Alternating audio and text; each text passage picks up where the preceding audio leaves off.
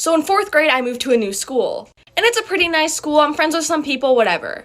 Well, we have a substitute coming on a Friday. And on Fridays, everybody gets popcorn at our school. So we're all in class eating our popcorn when the substitute comes up to this girl we'll call Taylor. So the substitute kind of just stands over her and watches her eat her popcorn.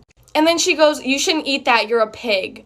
And dude, she started crying. So she gets up to the front of the classroom and she's like talking about how much we should be eating, practically body shaming a bunch of 4th graders.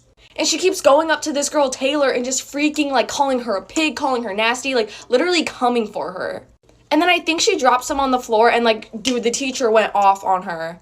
Eventually she got so mad she grabbed a desk and flipped it over. So Taylor was obviously crying for the rest of the day because this teacher was literally body shaming her. So the following Monday when the teacher comes back, we all tell her what happened. And that sub got fired like that. My super embarrassing school story time. So when I was in 8th grade, I was obsessed with slime, squishies, Orbeez, and I would make crafts all the time. Anyway, I decided to make my own stress ball. And it was like a balloon and then pancake mix. So anyway, the next day I brought it to school and I was so excited because I had my own stress ball. I must have been really stressed that day because I popped it. Pancake mix flew everywhere, all over my classmates. And my crush was in that class.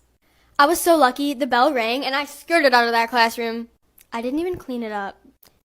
One day we were on a field trip to school and I was sitting next to the horse girl named Beth. It was the most depressing ride ever because she kept neighing and making gallop noises with her shoes. She started aggressively eating something, so I looked at her to see her devouring the bus rat that runs across the floor. I started screaming and she was giggling and gobbling that rat like it was a McDonald's double quarter-pounder meal deal large with extra pickles and Sprite. There was blood everywhere and everyone was screaming and she started licking her fingers. I told the bus driver and he pulled over and called the police. It turns out she was mentally ill and she stays at a facility now.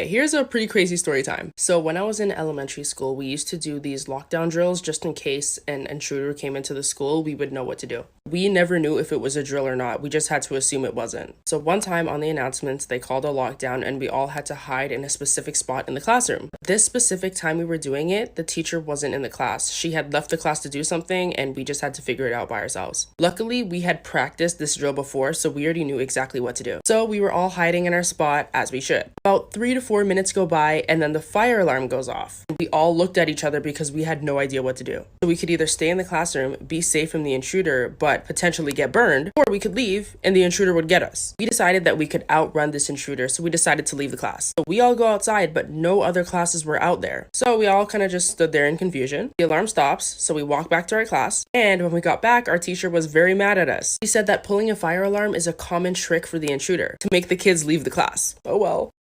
We put our teacher in the hospital. Story time. My 6th grade class was so freaking bad, you guys. I mean, I wasn't, but the rest of the kids were horrible. Our classroom was located on the 2nd floor, so sometimes kids would throw things out the window and try to hit the kids on the ground. And normally it would just be things like pencils or crumbled up pieces of paper, nothing that could really hurt anybody, right? But one day while we were taking a test, my teacher had realized she forgot something in her car, so she left us in the classroom by ourselves. And some kids in my class thought it would be perfect to use this opportunity to cheat. So there was one kid in my class, and we're gonna name him Chris, but he decided to be a lookout, so he stood near the window to keep an eye out for the teacher. Well, when he saw her coming, the rest of the kids weren't done cheating yet, so they told him to cause a distraction. So he runs over to his desk, grabs the biggest textbook he can find, and throws it out the window at the teacher. The book hits her in the face, and it busted her bottom lip open. It was so bad that the school had to send her to the hospital.